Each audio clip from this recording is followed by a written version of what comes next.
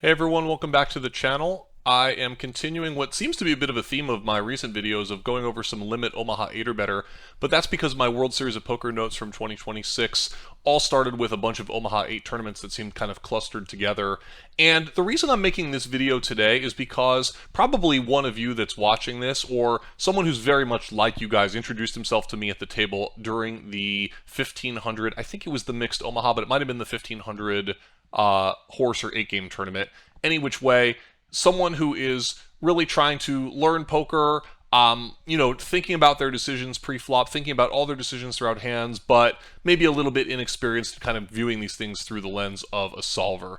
And he told me what he had in this hand afterwards, which is why I know about the fold that he made in this situation, and that I thought it was interesting enough to discuss here. The situation was as follows. We were playing at a full ring table of 08, so it's probably an 8-handed table, and the under-the-gun player raised.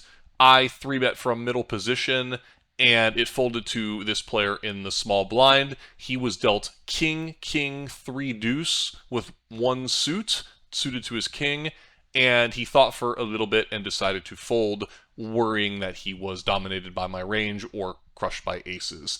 And I knew from all my solver study, as we see I have my lab tool up here, that typically these sort of kings are going to go up in value in this situation, and I was sure that in the solver it would not want to go ahead and fold king, king, 3 deuce in this spot. But I thought we could take a look at that together today, and I can speak to you a little bit about why that might be the case.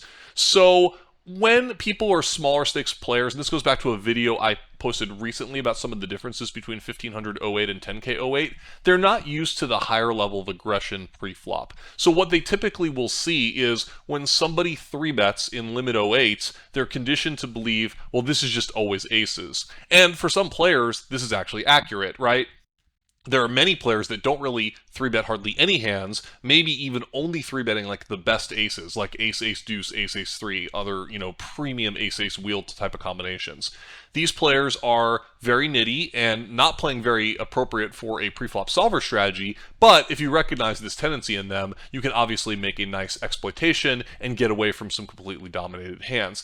Even in that scenario, I do think king, king, 3 deuce would at least be a little bit close from the small blind for a reason that we'll get into a little bit later in this video. That reason basically being pot odds. So in limit 08, knowing where the ace or the aces are in the hands are very valuable because what happens is that the hand values sort of change. They're sort of relative hand values. The more aces are removed from the deck, the more your kings just simply go up in value. I know that's kind of obvious, but it doesn't really seem that obvious when you're playing. You don't see people making this adjustment. The solver will have a lot of hands that are sort of mediocre high hands that are not very good overall, but they will start to become stronger and stronger hands as multiple people enter the pot. Because now, if we could give the solver any thought process, it's not, it's just a machine, but the thought process behind that is, well, when the aces are removed, then these kings simply go up in value. So if we take a look here at the sim I've laid out here, we have low jack raise, hijack 3-bet. And I chose this sim because I have this one solved to a very, very detailed amount for 6-max, and this will allow the small blind to even cold call 3-bets or 4-bet cap,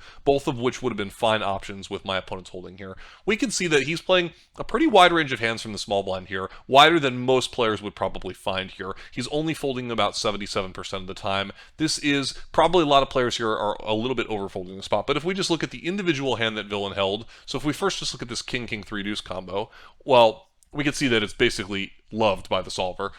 Even the Badoogie here at the bottom is doing quite well. This is in the solver, it represents the EV from the small blind, fold being negative 0.5. So basically, even though this is saying negative 0.2, this is 0.3 big blinds better than fold. So even the worst version of king, king, 3 deuce is pretty happy to continue here, and we can see that the solver is cold calling 3-bets here, another topic that we should spend a little bit more time talking about. Notice that the suited hands are really printing. His actual holding is winning 0.9 big blinds, the 0.4 here, plus the negative 0.5 that it would be reported would be break even by folding. And of course, the double suited is way, way stronger. We can see that the double suited is just truly a premium holding in the spot.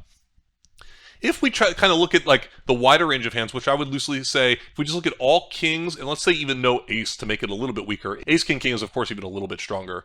But let's look at king, king, no ace, and we can see that we're about 30% of the time that we're folding some king no ace combos pre, and if we scroll all the way down here, we can go ahead and see which combos those might be. Obviously, we're going to see like the absolute worst hands like trips and quads. But if we scroll up a little bit, we start to see a bit of a theme emerge. These are going to be rainbow hands and low hands with two highs and three highs and one low, or two highs and two low, but the low being not particularly strong, right? So 7-5 rainbow with this holding here. Also, a small pair is not doing much here. This is 3-3 rainbow, 7-3 suited, very weak. So as soon as the other cards are just a little bit too weak, but king 3 deuce obviously has some extra strength to it, and we can look at this in visual form here. And notice how much gray. So the gray is fold, right? So all the gray is primarily coming from 3 high, 1 low, or 2 high, 2 low. Almost no gray from all high. That's very interesting. Also notice that a lot of the all high hands are actually cold calling 3-bets here. This sort of class of hands in Limit 08 is one that the solver doesn't feel any need to like protect its range by 4-betting its entire range here. If this were Limit Hold'em, we would not be playing any hands that would be dominated, and we would basically be 4-betting our continuing range. But in Limit 08, hands run close enough in equity that it appears that the solver is comfortable just sort of like turning the hand face up as not the premium hand and just playing a lot more straightforward, wanting to see a flop before committing more chips if possible. And that's why we see more cold calls than 3-bets from this class of hands here. Obviously there are some very, very bad boards for king 3 deuce. Any ace high board, certainly any ace with a deuce or an ace with a 3 or ace with like another high card or two other high cards, I suppose I should say, are going to be making the kings quite weak. And then obviously even some connected boards are going to be very difficult to continue on, right? So I mean, even if we flop fairly well on something like 4-6-8, I mean, now our deuce 3 is probably going to have to continue in such a bloated pot, but it's not a particularly good flop, and we're happy to try to keep the pot as small as possible, although it's never small in this situation when there's already 3-bets in there. But I do think that this is the sort of class of hands that's very, very difficult to play without experience. But most people kind of avoid getting experience playing this class of hands because they're simply folding them a little bit too much pre-flop. Remember that a lot of this comes back to the pre-flop raising range. One thing, I'll just go back all the way back to the beginning here. I'm 3-betting here, trying to kind of approximate the solver strategy. And one of the things that we see is that the solver is basically 3-betting here, or cold calling about 20% of the time. That is a range of hands that I am experienced playing, and king 3 deuce is going to be doing quite well against. If your opponents are playing way, way more cautious than that, then obviously king's combos go down in value. The more your opponent's actually likely to have aces, the worse it gets for you.